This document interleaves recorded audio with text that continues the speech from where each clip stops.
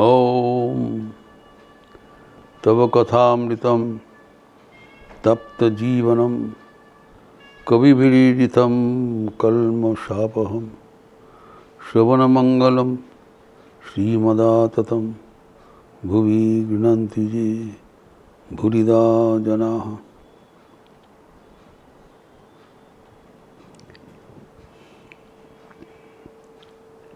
श्री श्री ठाकुर विचार कर रहे हैं महेंद्रलाल सरकार के साथ।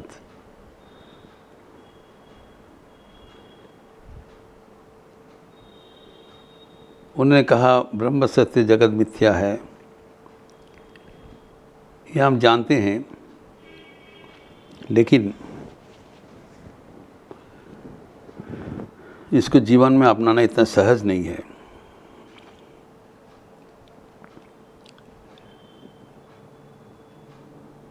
जो चारों ओर हम देख रहे हैं वो एकदम सत्य रूप से प्रतीत होता है। जब विचार करते हैं तब पता चल जाता है कि बार-बार के लिए सत्य नहीं हो सकता है।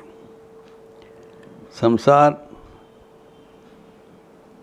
प्रतिक्षण परिवर्तनशील, जबकि ब्रह्म बराबर एक रूप रहता है। हम देखते हैं, हर वक्त देखते हैं संसार परिवर्तनशील है, अनित्य है, लेकिन तब भी इतना विचार करने के बावजूद, इतने अनुभूति के बावजूद संसार को हम अनित्य नहीं मान सकते हैं। संसार के प्रति हमारे आकर्षण बने रहते हैं, चैतन्य उदय हो जाता है, नहीं होता है। This is the tragedy of life. तो ठाकुर यहाँ पर उदाहरण देके कहा जी, किसी ने आके बताया कि ये सब अलौकिक है।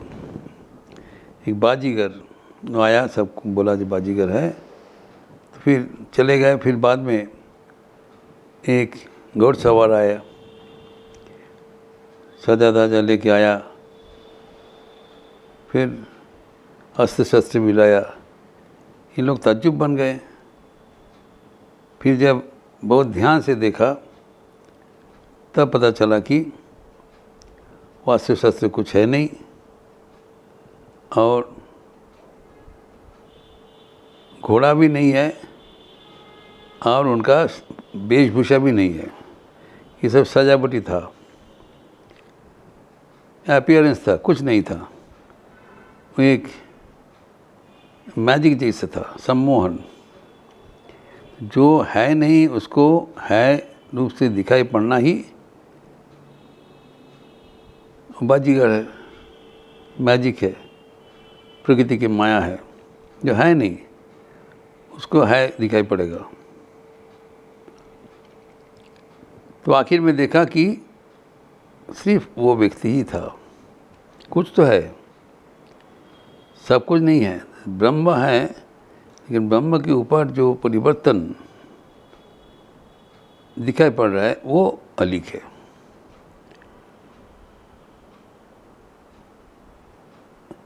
जो जगत का ब्रह्म रूप में प्रतिभात हो रहा है वो अलिक है।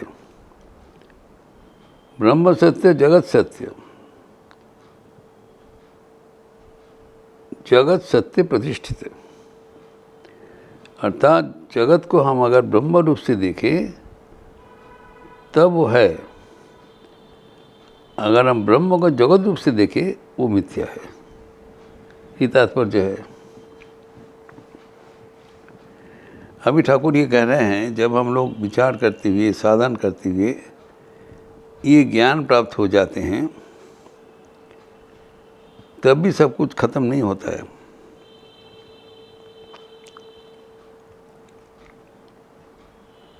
श्री श्री ठाकुर कहते हैं ज्ञान प्राप्ति के बाद भी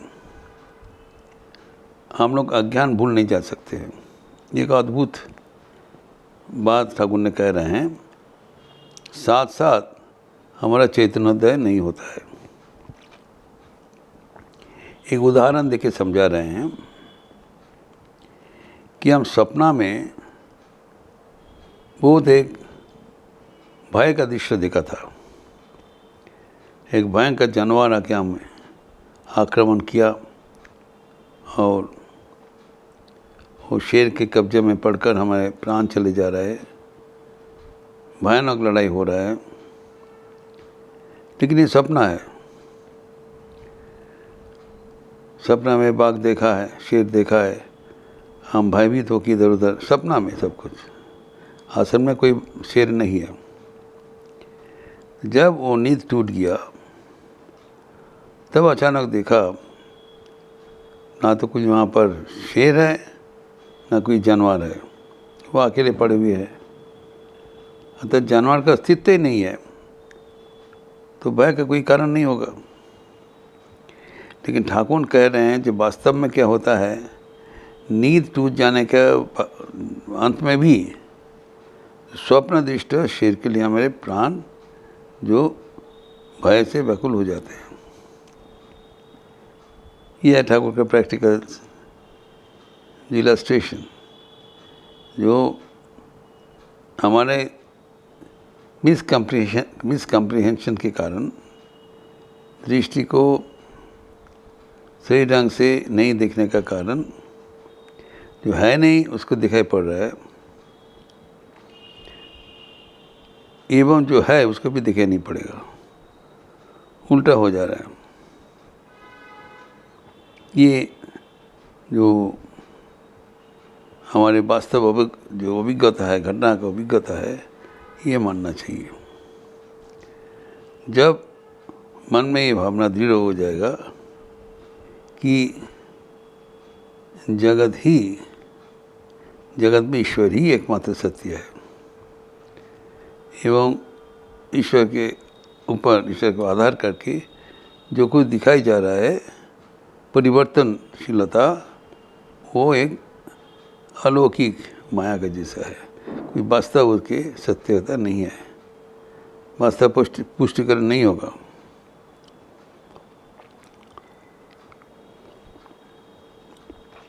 तो इसे ही जब नींद टूट गया तब भी जैसे कुछ समय तक नींद में देखा हुआ शेर के लिए हम कंपित हृदय रहते हैं।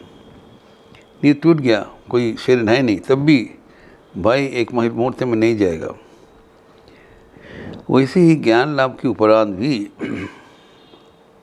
पुराना जो जन्मांतर का जो अज्ञान की वजह से जो विभ्रांति, वो हम तत्काल वर्जन करने में असमर्थ हो जाते हैं। भगवान को कृपा से धीरे धीरे हम उसको हमारे इख्तियार में रहेगा, ये उनका कहने का मतलब है। और एक उदाहरण के माध्यम से ठाकुर उसको सुंदर ढंग से समझाया कि जो खेत में जब गेहूँ पक जाता है तब पहरा देने के लिए सब कृषानगण व्यस्त रहते हैं कि रात में चोरी हो जाएगा। तो उन लोग क्या करते हैं कि खेत में एक जो खड़ का एक मूर्ति पुतला बना के रख देते हैं। दूर से लगता है कोई चौकीदार पहरा दे रहा है, इसलिए उसको देखते ही डर के वजह से वो जो चोर नहीं आते, उनका डर है जो पकड़ देंगे, क्योंकि जैसे कि है उसी आकार पर वहाँ पर सजावट करके रख दिया। तो जब रात में क्या होगा, जब चोर आया तब देखा वहाँ पर वो कोई पहरा दे रहा है, तो चोर ने भागा। कोई पहरा नहीं देना, वो एक पुतला है, वो बागान का खड़ कर लेके। तो फिर एक व्यक्ति चोर के भीतर वो साहस अवलंबन करके नज़दीक में आया। जो पुतला का सामना सामनी किया और तब देखा जो एक खड़ का पुतला ही है और कुछ नहीं है। तो ये जब वो देखा तब उनका सब भय चले गए। लेकिन जो जब आके जब दूसरा वो साथियों को बोला, कोई आगे नहीं बढ़ा क्योंकि उनके मन में अभी भय है, तो विश्वास नहीं किया। तो भगवान को दर्शन करने के बाद उनकी जो प्रति संपूर्ण समर्थन रहना चाहिए। भगवान हमारा अपना है एवं भगवान को जब दर्शन हो जाएगा तब हमारे सारे संशय भेद भावना दूर हो जाएगा एवं उस समय में हम जैसे व्यवहार करना चाहिए वैसे व्यवहार करेंगे। अर्थात जो ज्ञान लाभ के बाद भी अगर हम ज्ञान का जो अनुभूति हमारे जीवन में अपनाने में असमर्थ हैं तब जितना जल्दी हो सके उसको करना चाहिए। ज्ञान लाभ के उपरांत अज्ञानी के जैसा आचरण नहीं करना चाहिए, ये ठाकुर कहते हैं। इसलिए हमारे विचार बहुत ज़रूरी है। हमारे ज्ञानवान के विचार है जो उसको सब समय समझना चाहिए कि जो हमारे सामने जो दृश्यमान जगत है वो बराबर के लिए रहेगा नहीं, वो शाश्वत है, वो बराबर के लिए रहेगा नहीं। जो शाश्वत है, जो भगवान है, वो कभी अपरिवर्तनीय है। तो जब हमारे सामने जो दुनिया दिखाई जा रहा है, जब वो परिवर्तनशील है तब उसके पीछे हमें ज़्यादा दौड़-भाग नहीं करना चाहिए, यही तात्पर्य है। जो भगवान को जब हम जान लिया वो ये सत्य है, जगत मिथ्या है, तो जब ये भगवान का जो मिथ्यात्व वो जीवन में अपनाना चाहिए। और बिहेवियर, हमारे आचरण ऐसे होना चाहिए कि जो हमारी दुनिया है उसका परिवर्तनशील दुनिया को उसके साथ हमारा बराबर का रिश्ता हो नहीं सकता है। ये याद रखने से जीवन में और हम कोई बड़ा गलती हम नहीं कर सकेंगे। इस प्रसंग और भी आगे बढ़ाते हुए हम अगले दिन चर्चा करेंगे। ओम शांति शांति शांति। हरि ओम तत्सत। श्री राम कृष्णार्पणमस्तु। आज मंगलवार का अवसर है। शाम को संध्या आरती के उपरांत हनुमान चालीसा होगी। आप सबका स्वागत है। ठाकुर की जो अपूर्व वेदांत व्याख्या सहज ढंग से वो जो महेंद्रलाल सरकार को बता रहे वो सबकी हमारे जीवन के लिए प्रयोज्य है। वो हम जितना ही अनुध्यान करेंगे उतना ही हमारे जीवन के फलदायी होगी। फिर हम लोग इसको आगे चर्चा करेंगे। अच्छा रहिए, स्वस्थ रहिए, आनंद में रहिए। नमस्कार।